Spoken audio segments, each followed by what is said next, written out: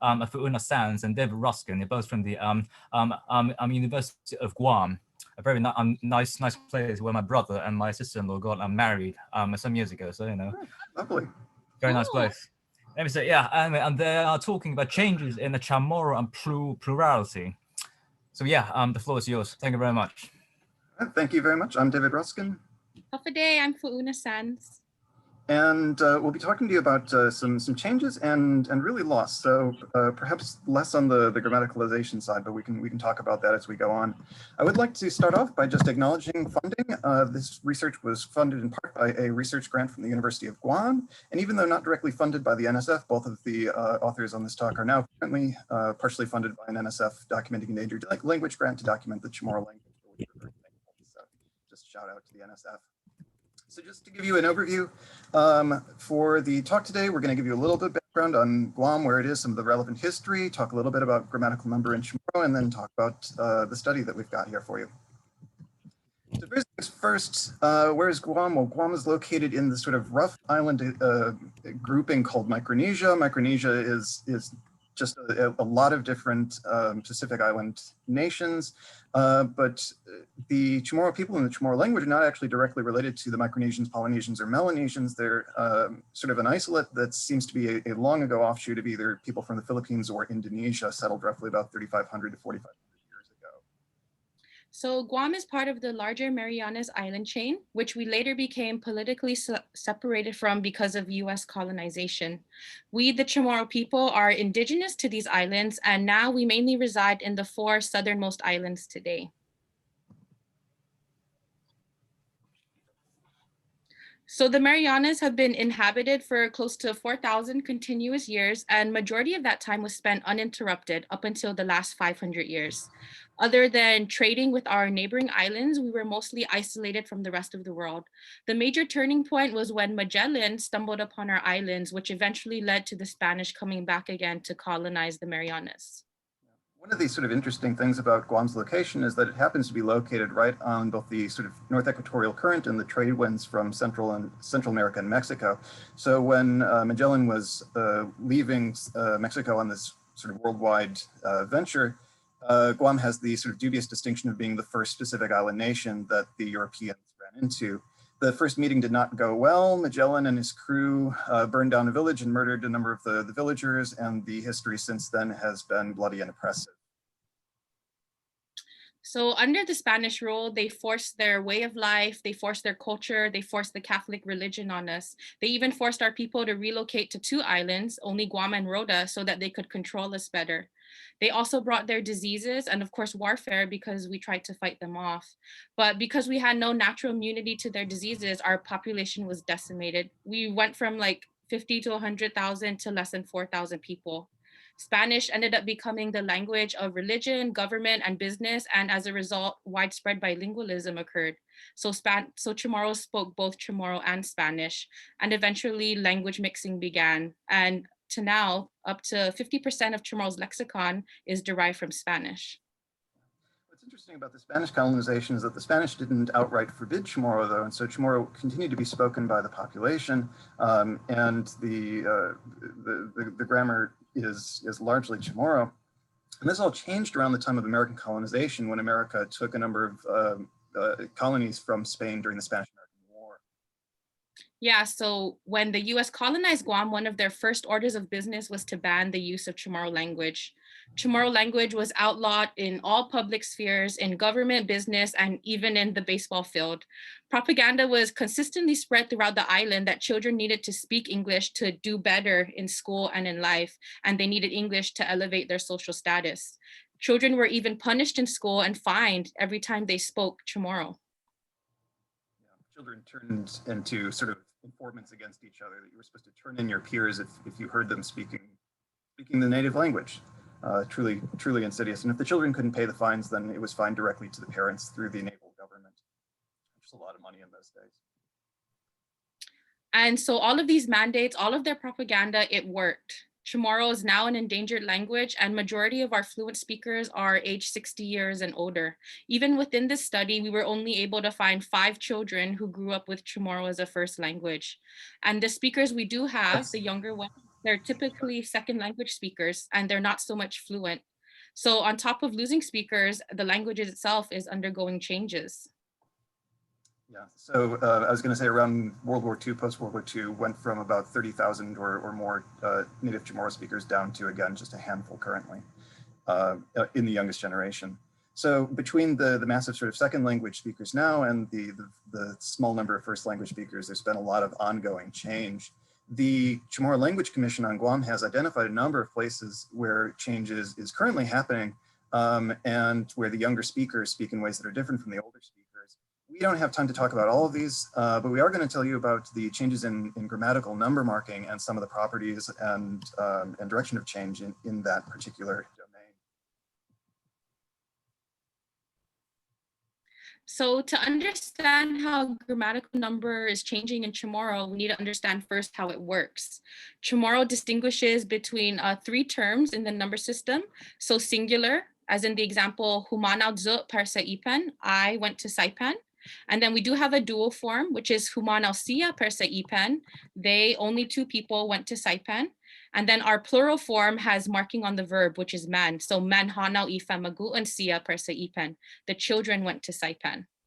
Our dual specifically is actually a little different because it's what's considered a constructed dual. So this means it's formed by a combination of a non-singular subject and a non-plural verb marking. And we can see this in the example, humanaw siha par sa ipan. And then what actually drew us to this study is SIHA, how SIHA works, because it's optional. And in these examples, we can see that these are all different uses of SIHA, and they're all grammatically correct and accepted by speakers. And we can see that sometimes SIHA is omitted. The common reference grammar we use today states that SIHA omission is because of grammatical redundancy. Which seems like a bit of a situation where they didn't quite know how to categorize it. Sorry, I'm also just identifying that my audio might be a little bit funny, and I apologize for that. So I hope it continues to be, I turn the mic up.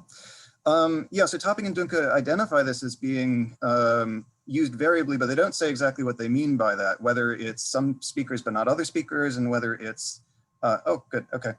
Some speakers but not other speakers, or whether it's everybody uses it but only sometimes, or something like that. So this study was intended to try to figure out what was going on there and to try to find out some directionality in the speed of change.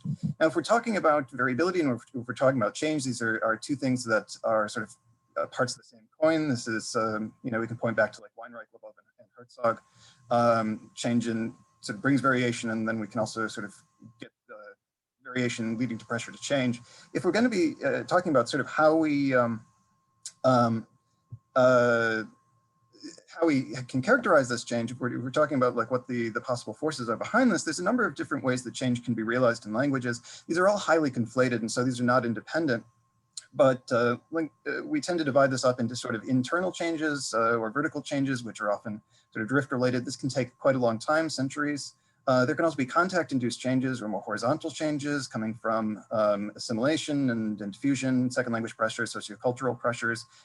These are characteristically much faster. We can see changes happening in the time course of even 50 to 100 years to completion, although there's a lot of variation here. And then occasionally we also see cases of very dramatic and quick collapse of free variation or rapid regularization. We've seen this both in the laboratory and in naturalistic settings, and this is something that typically will happen in smaller populations, even with a single cohort or a single generation. So this providing some direction on how we can then maybe interpret some of the forces leading to the ongoing changes in number. So how did we investigate this variation? The first thing we did was we had to identify, the youngest speakers in the community. And from there, we asked their parents if they could participate. We decided to use family lines to limit socioeconomic effects. And then we went off the assumption that the oldest speakers in this study, their grammar is solidified by adulthood. So, and they grew up in a monolingual environment, we can assume they have the best knowledge of the grammar. And then we use age as a proxy for change over time to see how plurality has changed through these generations of speakers. We did a sentence production task to target the plural forms we wanted them to use. Yeah. So we had a number of different tasks. We only, unfortunately, have time to talk about just the 3 response tasks today. So this is an example of what a participant would see. They were given a list of nouns to use, and then they would have to use this verb under the picture, and then they would have to describe the picture using the noun and verb given. And then we broke up the pictures between singular, dual, and then plural. So for plural, as a native speaker, I had an intuition that there was some kind of semantic difference between talking about a few things versus many things. So we gave images for plural, which is just 3 to 5 objects, and then large plural, which is 10 or more. In terms of the data analysis, after these things were, after the speech was recorded, they were transcribed and then tabulated. We're basically looking for presence or absence here. So whether SIHA was used or whether verb marking was used, which means that the data that we're looking at is basically binary, since we're also looking at changes over time, again, with using ages of proxies or that sociolinguistic convention. We modeled this using logistic regression. That's also convenient because then once we have a model fit to the data, what we can do is extend that, that model fit to try to get an idea of where the intercept is. All right, so let's take a look at the data. Let's take a look at the singular first. So in this graph, we see SIHA use when the participants saw singular images. And as we can see here, none of them are using it. And this is good because it shows that they understand the task, they're following the directions, and they know what to do. And the same thing for men. They're not using it at all when they see singular images. Yeah, so no plural marking on singulars. This is what we expect. Good sort of sanity check. We're going to skip over the dual for the moment. We're going to come back to it because it's a little complicated, but we're going to take a look at the plural first. Okay, so what we're seeing here is the average use of SIHA for every individual, and they're connected by family lines. The bottom axis is age, so we're going from oldest to youngest, oldest on the left, youngest on the right. The left side is the percentage of plural use. And then on top of that, we have the regression line, which is the black line. So we can see here that some are not really using it. We do have some instances of families using it, but not so much. Yeah, so consistent with the observation again from that 50-year-old grammar that SIHA was optional, this does seem to support that. One thing that's sort of interesting here is we don't really see much change within SIHA in the plural. Here is suggesting that whatever that optionality is, there's maybe a slight decrease, but no significant trend. In comparison, here's the verb marking. So with the verb marking, we see that the older speakers are using it much more a higher rate. But then when we look at the youngest speakers, some of them are not using it at all. Yeah, and this shocked us, actually. We were not expecting this whatsoever. When we saw that the youngest speakers were just not using the plural marking on the verb, which would be the grammatical way of doing that, we were sort of sideswiped, a little bit flabbergasted. Plot twist. Plot twist, yeah. Let's take a look at the large plural. So here's just a reminder of the use of SIHA that we just saw, just as a comparison. And then here is the data from the larger plural. And what we see here is greater usage in SIHA when they see images of many things. The older speakers especially, they tend to use SIHA more. But what's sad is that even with the youngest speakers, they're still not using it at all. And even though there's some variation here, there is a consistent trend downward again towards the loss in the youngest generation. Here is the verbal marking, pretty much the same sort of trend that we saw just in the smaller plural, but here accentuated where some of the older speakers are using this even up to 100% of the time now. But then we see the same pattern of loss with the younger speakers, even in these large plurals, are not using it. Since we just saw a bunch of trend data, I want to just sort of take a closer look at the time course data here. So what we've shown you so far is a very clear and progressive loss of grammatical number marking, and the youngest generation doesn't really seem to be using any marking whatsoever in their production, instead using the pragmatics of utterances. If we take all of the numerosities and sort of collapse these together, here we're just looking at use of SIHA together and use of the verbal marking together. And we can see that there's a sort of very clear trend towards loss in the youngest generation. If we extend this timeline, whoops, sorry, backwards, we reach an approximate intercept of about 200 years ago. So this trend seems to, or this change seems to have been going on for about 200 years. Again, the data is sort of messy. We have limited data just because there's a limited number of speakers anymore, but we're estimating about 200 years shift for this. And with that timeline, a potential vertical or internal shift, especially because this spans 2 different colonizers, 3, I guess, if you count the Japanese, which you didn't mention. In contrast to that, the verbal marking, again, we saw a very dramatic and clear loss of this, especially towards the younger generation. Extending this timeline back gives us a timeline of about 100 years here, which fits with the American takeover sort of around World War II. And so we feel that this could be a change that was either pushed along by the contact or accentuated by the contact in that situation. So 100-year shift there. Let's take a quick look at the dual, because the dual data is kind of interesting. Here's the use of SIHA. And we see only one family is kind of using it while the others aren't. Yeah, and this is kind of curious because SIHA should be used in the dual if it in the sort of like textbook grammar. And so this is some evidence that the dual really just seems to be falling out of the language, something that some of the older speakers had identified. The verbal marking is actually kind of fascinating and kind of strange here. This again should not be used in the dual, and the oldest speakers are not using it whatsoever. They seem to be following the sort of grammatical rules. The middle speakers are doing something very strange. Again, this is a presence or absence type of thing, and they seem to be using it at about 50% of the time. So a sudden increase in use of something ungrammatical, this seems to be consistent with a sort of loss of the grammatical system. And the youngest speakers then have dropped it out again. So perhaps seeing this, what appears to be sort of 50-50 use, which would be equivalent to something that would be randomly used. We're not saying it is random, but it's about the same level.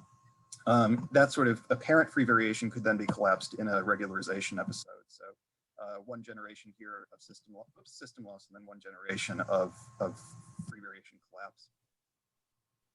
And what we also found that was previously undescribed in the literature is based on SIHA use between the plural and large plurals, like we showed you in the graphs. We found that there was a higher rate of using SIHA when speakers saw many things versus seeing just a few things. This could possibly mean that maybe there's an additional number term in the system between plural and large plural, and maybe SIHA is functioning as an augmenter. Yeah, one thing that we think could be going on here as well is that Pockle number divisions are also fairly common in the surrounding nations, and so there could be some language pressures from other languages, although we feel that the system in Chamorro actually fits better with a little bit more with a plural and large plural distinction. We'd like to investigate this a little bit more, but it's going to be hard to do since the entire system is disappearing, and participants too. Yeah, and our participants as well. All right, let's just wrap this up. Last slide. So we've shown you a bunch of things. The biggest sort of point here, the grammatical number system itself is in rather severe decline. The dual form is pretty much gone within the youngest speakers and potentially just collapse into a singular plural distinction. And there's also the possibility of the additional number term to further divide the system between plural and large plural. Overall, the sort of important takeaway for Guam as well is that this, even though we were aware that there were ongoing shifts, this is the first data to actually put some numbers on it. And so this was a shift that was much more dramatic and much more severe than we had expected. So even though that itself is heartrending, a health indicator of the Chamorro language not being very strong, it does at least give us some very needed data, some very needed information, so that can be used by the government, by the education system for language maintenance and revitalization efforts.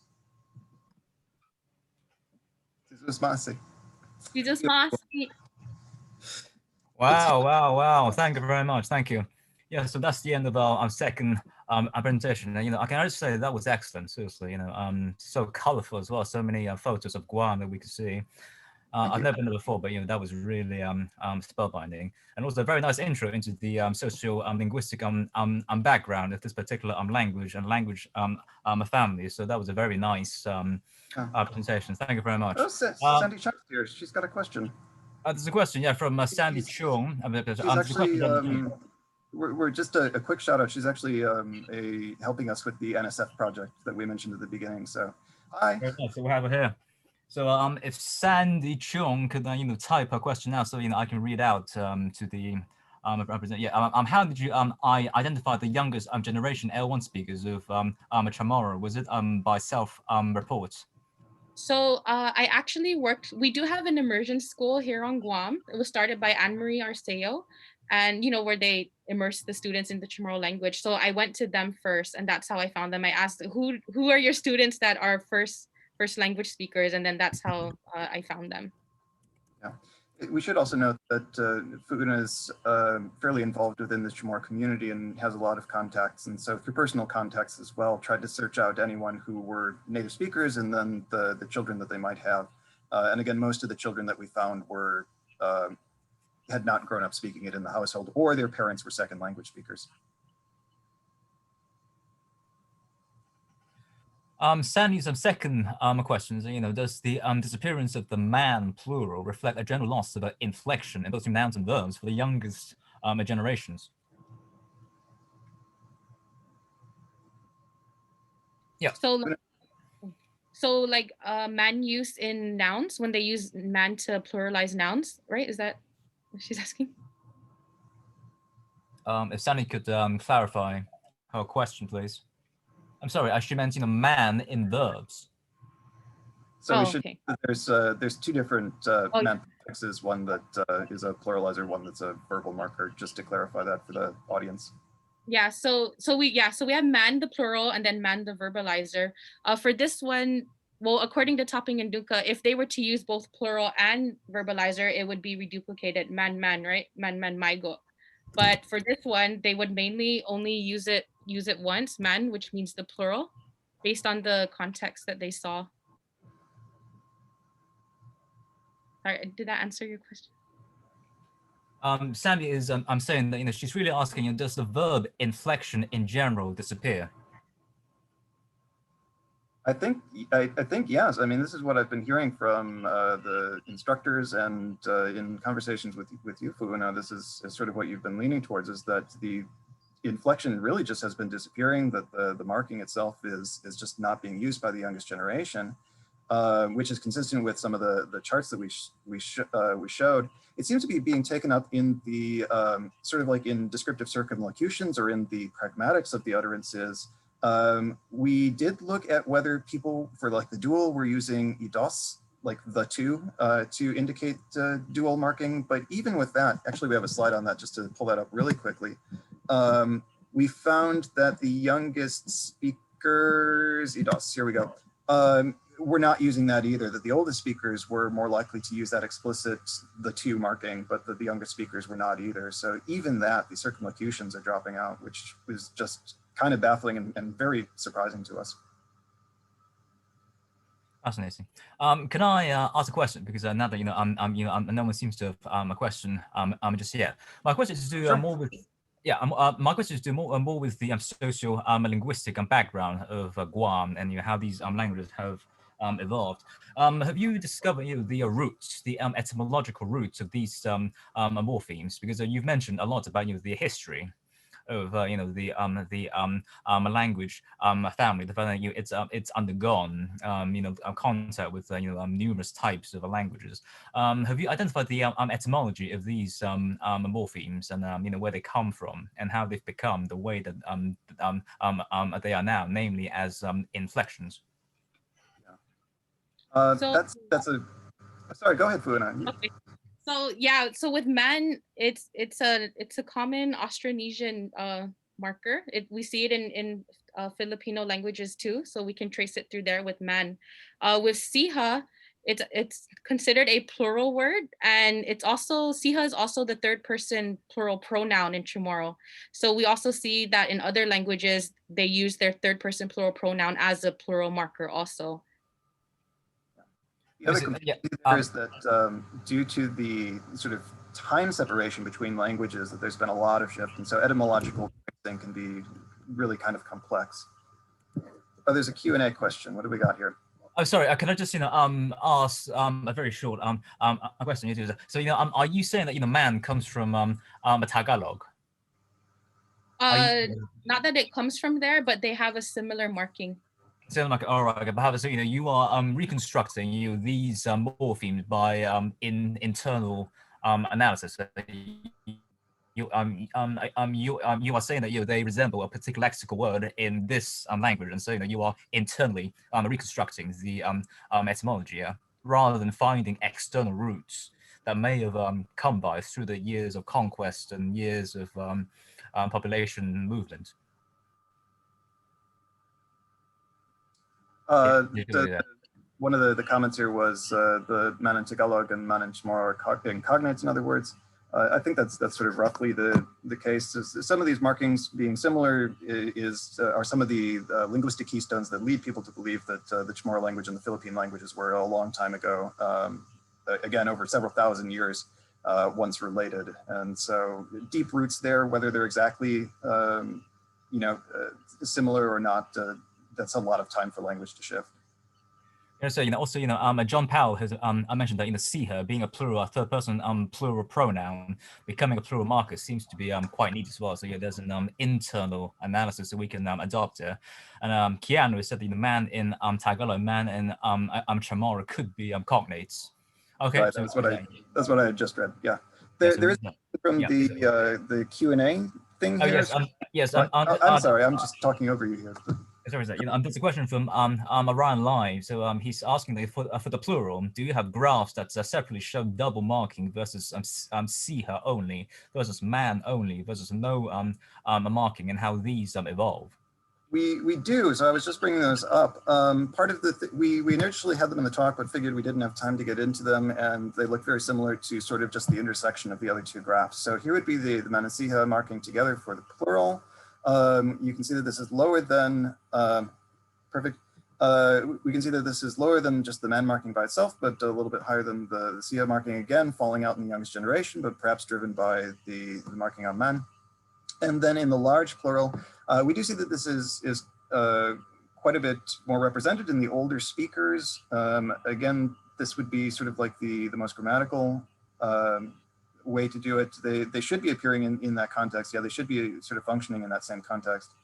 But this was, when you're collecting experimental data anyway, there's always a little bit of messiness. And so yeah, we feel this is pretty indicative of the trend, but again, pointing out that those youngest speakers just have given up on those. And it's also probably what Topping and Dunca first observed with the grammatical redundancy. Since there's already men on the verb, why do they need to add siha again? Okay, we've got less than a minute left, so any of your last minute of comments or questions, please feed them in. I was saying that whilst David was explaining himself, Funa was saying that in a Tagalog, the word is MGA amaga, and she was saying that these function same in the same context, so these could be related, and I was also saying that your language context seems to be likely, seeing that Chamorro and Tagalog aren't related languages, so in which case there would be some level of a language borrowing. Yeah, it's possible, although that's a pretty distant trade route considering some of the other islands. Yeah, so okay, yeah. So I think and that was what I was driving. There are questions in sort of the last minute. One of the things that we could bring up is that Guam being sort of a separate polity than the Northern Marianas. There's slightly different dialects between the Northern Marianas and Guam. We do see the same thing progressing in the Northern Marianas, but a few years behind Guam. And so that's another thing that maybe we're intending to look at in the future, is to try to see how things are progressing up there and see if we can see the same sorts of trends. Okay, I think this is a nice place to stop. So thank you again to David and Funa. That was a fascinating and an absolutely colorful presentation. So thank you very much. See you in a bit for our last presentation.